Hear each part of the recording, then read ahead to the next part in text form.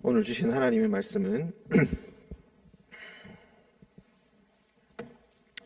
출애굽기 12장 37절에서 51절까지 말씀입니다.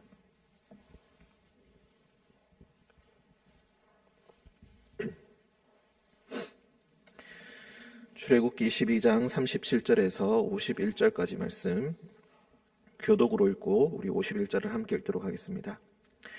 이스라엘 자손이 람셋을 떠나서 숫곳에 이르니 위아외에 보행하는 장정이 60만 명 가량이요 수많은 잡족과 양과 소와 심이 많은 가축이 그들과 함께하였으며 그들이 애굽으로부터 가지고 나온 발교되지 못한 반죽으로 무교병을 구웠으니 이는 그들이 애굽에서 쫓겨남으로 지체할 수 없었음이며 아무 양식도 준비하지 못하였음이었더라. 이스라엘 자손이 애굽에 거주한 지 430년이라 430년이 끝나는 그날에 여호와의 군대가 다 애굽 땅에서 나왔은즉 이 밤은 그들을 애굽 땅에서 인도하여 내심으로 말미암아 여호와 앞에 지킬 것이니 이는 여호와의 밤이라 이스라엘 자손이 다 대대로 지킬 것이니라. 여호와께서 모세와 아론에게 이르시되 유월절 규례는 이러하니라 이방 사람은 먹지 못할 것이나 각 사람이 돈으로 산 종은 할례를 받은 후에 먹을 것이며 거류인과 타국 품꾼은 먹지 못하리라. 한 집에서 먹되 그 고기를 조금도 집 밖으로 내지 말고 뼈도 꺾지 말지며 이스라엘 회중이 다 이것을 지킬지니라. 너희와 함께 거류하는 타국인이 여호와의 유월절을 지키고자 하거든 그 모든 남자는 할례를 받은 후에야 가까이하여 지킬지니 곧 그는 본토인과 같이 될 것이나 할례 받지 못한 자는 먹지 못할 것이니라. 본토인에게나 너희 중에 거류하는 이방인에게 이 법이 동일하니라 하셨으므로 온 이스라엘 자손이 이와 같이 행하되 여호와께서 모세와 아론에게 명령하신 대로 행하였으며 함께 읽겠습니다. 바로 그날에 여호와께서 이스라엘 자손을 그 무리대로 애굽 땅에서 인도하여 내셨더라. 아멘. 네, 기도하겠습니다. 사랑과 은총이 충만하신 주님, 오늘 새벽도 주님께서 깨워주시고 주님 앞에 나오게 하시니 감사합니다. 주님의 말씀을 듣게 하시고 오늘 또 주님의 말씀으로 우리 마음속을 밝혀주시니 감사합니다. 주님께서 비춰주시는 그 빛을 따라가는 우리 모든 자들 되게 하시고 세상의 어두움과 세상의 암흑 속에서 주님을 향한 담대함과 그 믿음을 가지고 오늘 하루도 힘차게 살아가는 우리 모두가 되게 하여 주옵소서. 우리 가운데 질병으로 고통받는 자들이 있사오니 주님께서 지켜주시고 혹 큰 수술과 혹 치료로 인하여서 오늘 하루도 두려움에 사로잡힌 자들이 있다면 주님께서 그 마음속에 담대함을 심어 주옵소서. 주님, 첫 장미를 바친 최점숙 집사님 주님께서 기억하여 주시고 오늘 퇴원하는 정하민 어린이 주님께서 지켜주시사 앞으로 건강하게 잘 성장할 수 있도록 주님 의림의 자녀를 주님께서 지켜 주옵소서. 모든 말씀 예수님의 이름으로 기도드립니다. 아멘. 12장 37절 이스라엘 자손이 람셋을 떠나서 숫곳에 이르렀다. 출애굽기 1장에 이스라엘 자손이 비돔과 람셋이라는 국고성을 지었다 이런 말이 있습니다. 람셋은 국고성, 즉 국가의 창고를 의미하는 것인데 그것을 거기서부터 시작되었다. 바로 출애굽이 시작되었다는 것을 이야기합니다. 우리가 나일강 하류에 있는 삼각주 지역이 있다라고 알고 있습니다. 그 삼각주 지역에서 고센 땅이라고도 부르는 그 지역에서 이스라엘 자손이 기거하다가 거기서부터 출애굽을 경험하게 되었다. 사실 람셋 그리고 이 숫곳이라는 지명이 가나안 땅에도 나오는데 여기서 말하는 숫곳은 그리고 람셋은 아직 정확하게 어디를 가리키는지 알지 못하는 상황입니다. 람셋을 떠나서 숫곳에 이르러서 숫자를 파악하게 되었는데 위아외에 보행하는 장정이 60만 가량이었다. 즉 장정만 60만 명이니까 전부 다 합치면은 200만 혹은 300만 정도 될 것이다. 이렇게 추측을 하곤 합니다. 38절 수많은 잡족과 양과 소와 심이 많은 가축이 그들과 함께 하였다. 여기서 38절에 수많은 잡족들이 함께 하였다라는 말이 나옵니다. 즉 이스라엘 자손들뿐만이 아니라 출애굽이라는 것이 단순히 이스라엘 자손에게만 일어난 현상이 아니라 다른 많은 잡족들, 억눌려 있던 노예들도 함께 탈출을 하게 된 것이다. 이스라엘 자손이 하나님의 명령을 따라 순종할 때에 이스라엘 자손만이 은총을 받고 은혜를 받는 것이 아니라 그 주변에 있는 수많은 잡족들, 그리고 양과 소와 심이 많은 가축들, 즉 하나님께서 창조하신 피조세계 전체가 함께 그 구원의 기쁨을 누리게 된다라는 것을 우리가 볼 수가 있겠습니다. 특히 38절에 수많은 잡족들이 함께 나온다, 이 말씀을 기억해 주시면 좋겠습니다. 39절 그들이 애굽으로부터 가지고 나온 발교되지 못한 반죽으로 무교병을 구웠다. 지금 출애굽을 이야기하면서 앞에서 계속 강조하고 있는 것은 유월절을 지킬 것, 무교절을 지킬 것, 그리고 초태생, 즉 가장 첫 번째 난 자녀 또는 그 결실을 하나님 앞에 바쳐야 된다라는 이 규례들이 계속 출애굽 기사와 함께 반복되어서 나온다는 것을 알 수 있겠습니다.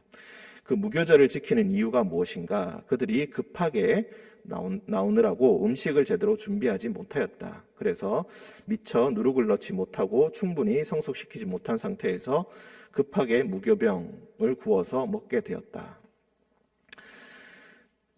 도저히 음식 준비를 잘 할 시간이 없이 이렇게 하나님의 구원은 어느 순간에 급박하게 일어나게 된다. 예수님께서도 자신이 재림하실 시기에 대해서 이야기하실 때 상상치 못한 때에 갑자기 그때가 닥치게 될 것이니 너희는 항상 깨어 있으라 라고 했던 그 말씀을 우리가 기억할 것입니다. 하나님께서 직접 구원하셨던 이 출애굽 사건과 예수님의 사건이 어느 정도 상당히 비슷하다는 것을 우리가 말씀을 잘 관찰해 보면 느낄 수가 있게 됩니다. 양식을 준비하지 못할 정도로 아주 급박한 것이었다. 그 때를 예상치 못했던 것이었다. 성경을 읽다 보면은 우리가 10가지 재앙을 계속해서 기다리고 있고 순차적으로 하고 있고 모세가 이미 그것을 다 알렸는데 그 계획을 다 알렸는데 왜 준비할 시간이 없었을까? 우리가 그것도 생각해 볼 수가 있겠습니다. 하지만 이스라엘 자손들은 쫓겨나게 되었으므로 갑자기 쫓겨나는 기분으로 이 출애굽을 맞이하게 되었고 지체할 수 있는 시간이 없어서 양식을 준비하지 못했다. 이렇게 이야기하고 있습니다. 예수님께서도 언젠가 재림하신다는 것을 우리가 늘 기억하고 기다리고 있다고는 하지만 실질적으로 우리가 준비하는 사람은 깨어서 그것을 알고 준비하는 사람은 별로 없다. 이야기를 이미 모두 다 해주었는데도 불구하고 우리는 언제나 시간이 없고 우리는 언제나 잘 알지 못한 채로 어떤 사건을 하나님의 구원의 사건을 맞이하게 된다. 그런 관점에서도 우리가 이 말씀을 묵상해 볼 수가 있겠습니다. 어쩌면은 이 39절의 이 말씀은 하나님께서 구원하시는 것이 갑작스럽게 일어날 수 있다는 것을 이야기하는 동시에 우리가 이미 알고 있는 것도 하나님 앞에서 제대로 믿지 못하고 준비하지 못하는 우리의 믿음 없음을 이야기하는 것이 아닌가, 이렇게도 생각해 볼 수가 있겠습니다. 40절 이스라엘 자손이 애굽에 거주한 지 430년이었다. 430년이 끝나는 그날에 여호와의 군대가 다 애굽 땅에서 나왔다. 430년이라고 이렇게 이야기합니다. 열왕기상 6장 1절을 보시면은 솔로몬이 성전을 건축하는데 성전을 건축하는 시기가 시작하는 시기가 출애굽한 지 480년 되던 때에 시작하였다라는 말이 나옵니다. 여기서 애굽에서 거주한 지 430년, 창세기에는 이게 400년이라고 나옵니다. 400년, 430년, 그리고 뒤에서는 480년. 이 연도의 이어짐이 구체적으로 이 숫자가 큰 의미를 가지는지 그것은 알지 못하겠지만 다만 우리가 짐작해 볼 수 있는 것은 성전 건축과 이 출애굽의 사건이 아주 긴밀하게 연결되어 있다는 것, 그것을 우리가 알 수 있겠습니다. 어쩌면은 이 출애굽의 사건, 이 사건을 지금 자세하게 묵상하고 있던 때가 바로 어쩌면 성전을 건축하는 그 시기가 아니겠는가. 하나님에 대한 믿음이, 그 제도가 성전으로 생겨나게 되고 이제 하나님께 정식으로 제사를 드리는 그 장소가 생겨났던 그 시기에 이 출애굽을 되돌아보면서 이 출애굽의 정신을 다시 되새기고 있다.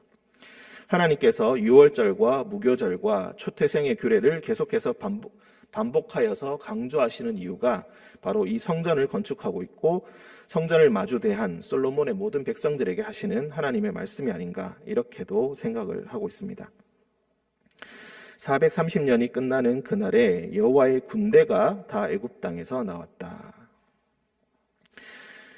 사실 이스라엘 자손들도 마찬가지고 수많은 잡족들도 다 마찬가지입니다. 사실 군대라고 하기엔 민망한 사람들입니다. 오합지졸들이고 숫자는 많을지 모르나 그들은 사실 비천한 사람들입니다. 그런데 하나님께서는 그날에 여호와의 군대가 다 애굽 땅에서 나오게 되었다, 이렇게 말씀해 주고 계십니다. 이 밤은 그들을 애굽 땅에서 인도하여 내심으로 말미암아 여호와 앞에 지킬 것이니 이는 여호와의 밤이라. 다시 한번 출애굽의 의미를 계속해서 상기해 주고 있는 것입니다. 이것은 너희가 잘해서 구원을 얻은 것이 아니다. 이것은 너희의 위대함이 있어서, 너희 속에 위대함이 있어서 이루어진 일이 아니다. 너희의 능력으로 이루어진 것이 아니라 바로 여호와께서 너희에게 행하신 구원이요 선물이다. 이것을 계속해서 이야기합니다. 이스라엘 자손이 다 대대로 이것 지킬 것이니라. 왜 대대로 지키라고 이야기합니까? 이 출애굽의 의미, 이스라엘 민족의 출발, 이스라엘 나라의 그 시작이 바로 하나님께서 구원해 주심, 그 사건으로부터 시작된 것이다. 이것을 대대로 너희가 지켜야 한다. 너희뿐만이 아니라 너희 모든 후손들이 앞으로도 반드시 기억할 가장 필수적인 것이다. 이것을 계속해서 상기해주고 있는 것입니다. 너희의 시작이 어떠하였는가, 그것을 거듭거듭 생각하고 너희의 자녀들에게 그것을 교육시켜 주어야 한다. 그래서 또 43절부터 또 유월절 규례가 반복됩니다. 앞에서 이미 나온 규례인데 또 보충적으로 또 더 이야기를 합니다. 모세와 아론에게 이르시되 유월절 규례는 이러하다. 여기서 나오는 유월절 규례는 그 대상에 대해서 이야기합니다. 이방 사람은 먹지 못할 것이다. 그리고 각 사람이 돈으로 산 종이 있다면 그 종은 할례를 받은 후에 그 유월절 먹을 것을 함께 먹을 수 있게 된다. 거류인, 그리고 타국 품꾼, 즉 잠시 이스라엘 자손 곁에 머무르다가 떠나는 사람들이나 아니면은 일하기 위해서 잠시 일용직으로 함께 있는 사람은 먹지 못하게 될 것이다. 한 집에서 먹되 그 고기를 조금도 집 밖으로 내지 말고 뼈도 꺾지 말지며 반드시 집 안에서 먹어야 된다라고 이야기합니다. 뼈도 꺾지 말아라.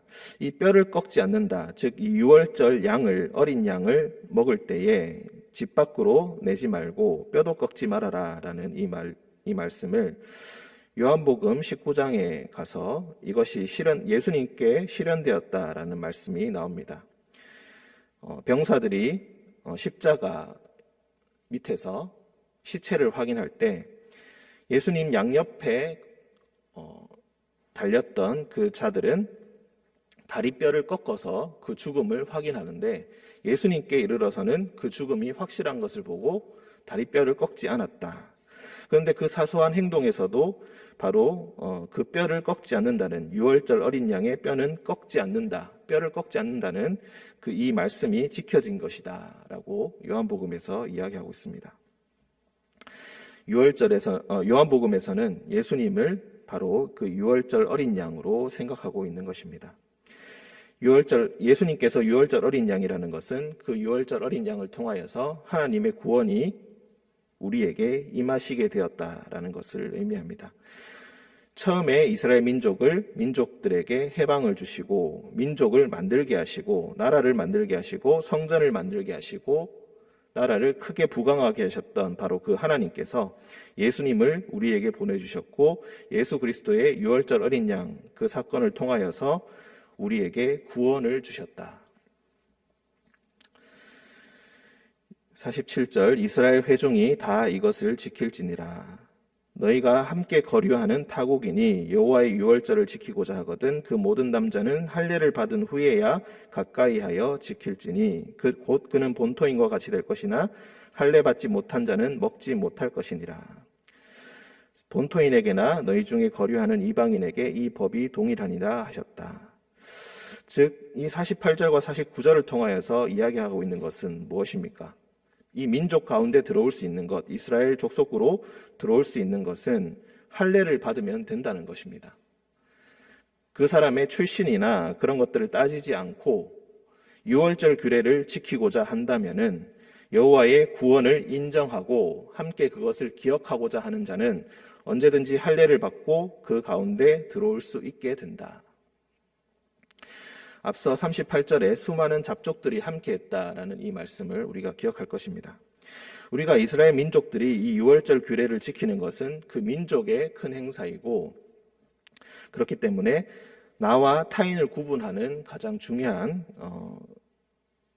표징이 된다. 우리가 이렇게만 생각할 수가 있는데 그 시작이 어떠한가? 그 시작은 처음부터 수많은 잡족들이 함께한 것이었고 그리고 할례를 받은 자들은 모두 다 들어올 수 있는 즉 민족 공동체라고 하기보다는 그들은 여호와의 공동체, 하나님을 향한 신앙의 공동체라는 것을 우리에게 가르쳐주고 있습니다. 그 예로 우리가 이후에 나오는 인물이긴 하지만 유다 지파의 갈렙이라는 사람을 기억할 것입니다. 갈렙이라는 이름은 우리가 성경을 어느 정도 익숙하게 읽으신 분들이라면 그 느낌을 알 수가 있을 것입니다. 갈렙이라는 이름은 이스라엘식의 이름이 아닙니다. 그리스식의 이름이라고 보통 이야기를 하고 있습니다. 이 사람이 가장 큰 지파인 유다 지파의 수장입니다. 어떻게 외국인이 즉 정통 이스라엘 민족이 아닌 사람이 유다 지파의 가장 큰 지도자가 되었는가? 바로 여기서부터 시작되었다.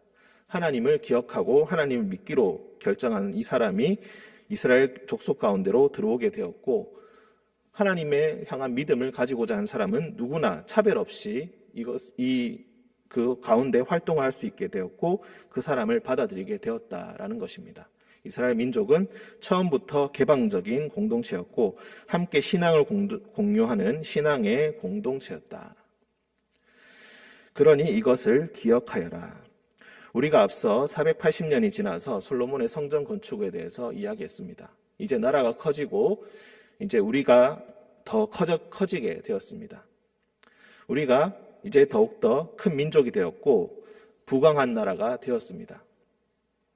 그런데 이것을 기억하라는 이유가 무엇입니까? 어쩌면 출애굽이라는 것은 굉장히 수치스러운 기억일 수가 있습니다. 처음에 우리가 어떠했는가를 잊어버리고 싶은 기억일 수가 있겠습니다. 이집트 아래에서 종노릇하던 사람들이 이제 나라를 세우게 되었다. 이것이 도대체 나중에 무슨 큰 도움이 되겠습니까? 하지만 하나님께서는 그 출발 자체가 여호와의 구원으로 인하여서 일어나게 된 것이고 하나님께서 처음부터 너희에게 규례를 준 것이 너희는 개방적인 공동체여야 된다. 신앙의 공동체여야 된다는 것을 계속해서 기억하고 너희 후손들에게도 가르쳐 주어야 된다라고 말씀하고 있는 것입니다. 본토인에게나 너희 중에 거류하는 이방인에게 이 법이 동일하다. 할례를 받은 자는 모두 동일하게 하나님 앞에서 그것을 지킬 수 있고 그 모든 권리를 함께 누릴 수 있게 될 것이다. 그래서 그 말씀을 받들어서 온 이스라엘 자손이 이와 같이 행하되 여호와께서 모세와 아론에게 명령하신 대로 행하였으며 바로 그날에 여호와께서 이스라엘 자손을 그 무리대로 애굽 땅에서 인도하여 내셨더라.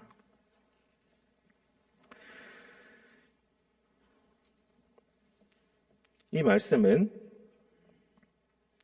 더 시간이 지나서 이스라엘 나라가 멸망하고 성전이 무너져 내리고 그리고 다시 바벨론으로 끌려가서 다시 바벨론의 통치 아래 종노릇하게 되었던 이스라엘 민족들에게 아주 특별한 의미로 다가오게 되었을 것입니다. 우리가 왜 다시 이렇게 되었는가? 우리가 시온산 정상에 화려한 성전을 세우고 하나님을 섬기며 축하했던 것이 엊그제와 같은데 우리는 왜 또 망하게 되어서 바벨론으로 끌려오게 되었는가? 바벨론의 그 통치가 끝나고 이제 다시 바벨론도 멸망하고 다시 고레스로 인하여서 이스라엘 땅으로 돌아오게 되었는데 이제 진정한 독립이 다시 올 줄 알았는데 계속해서 헬라 제국, 로마 제국이 들어서서 끝없이 괴롭히게 되고 나라를 부강하게 세우게 되는 일은 요원한 꿈처럼 되었다. 그때 다시 처음으로 돌아가야 한다. 다시 우리의 시작이 어떠했는가를 다시 돌아보자. 하나님께서는 높은 자를 낮게 하시고 비천한 자를 높이시는 하나님이시며 없는 것에서 있는 것으로 만들어내시는 하나님이시다. 우리에게는 우리의 능력과 우리의 지혜가 소망이 아니라 오직 하나님의 능력만이 우리의 참 소망이다. 이것이 기억해야 할 가장 중요한 것입니다. 의식 자체를 행하는 것, 그것 자체가 가장 중요한 것이 아니라 그 의식에 담겨 있는 정신이 무엇인가? 하나님께서 우리에게 이 의식을 반복함으로써 우리에게 가르쳐 주시고자 하는 것이 무엇인가? 우리가 습관적으로 예배를 드리면서 예배의 정신을 알지 못한다면 그것은 알맹이 없는 지루한 행위에 불과할 것입니다. 하지만 그 의미를 제대로 알고 있다면 예배마다 그것은 축복의 시간이요, 기쁨의 시간이요, 참 소망이 되는 바로 그런 시간이 될 것입니다. 하나님께서 우리에게 오늘도 이 새벽에 기도할 수 있는 시간을 허락해 주시고 함께 모여서 예배할 수 있는 시간을 허락해 주셨습니다.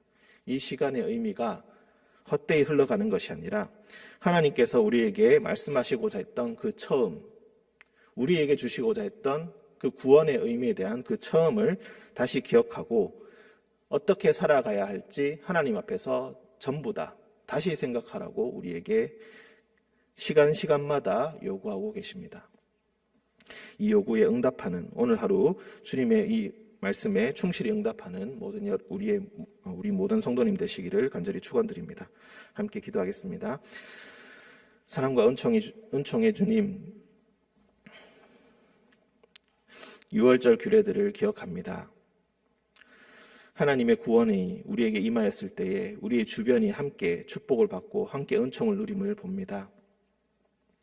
함께 은총을 누린 그 사람들을 하나님께서 모두 다 초청하라고 이야기하시고 함께 그 기쁨을 누리며 공유하라고 얘기하신 것을 기억합니다. 주님, 이 말씀, 주님 이 명령을 따라 그리고 예수님의 명령에 따라 다시 한번 선교의 사명을 생각하며 또한 거룩한 영향력을 생각하며 또한 예배의 의미를 다시 한번 생각합니다. 주님, 시간마다 주님께서 우리에게 처음 베풀어 주셨던 그 구원의 은혜를 기억하게 하시고 그 주님께서 다시 한번 우리에게 구원을 그리고 주님만이 우리의 참 도움 되신다는 것을 다시 한번 기억하게 하시고 오직 주님 안에서 그 소망을 발견하게 하옵소서. 오직 주님 안에서 그 믿음의 담대함을 가지게 하시고 오직 주님만을 믿으며 신뢰하며 나아가게 주님 인도하여 주옵소서. 세상의 것들을 믿지 아니하고 오직 주님만 의지하며 나아가길 원하오며 거룩하신 예수님의 이름으로 기도드립니다. 아멘.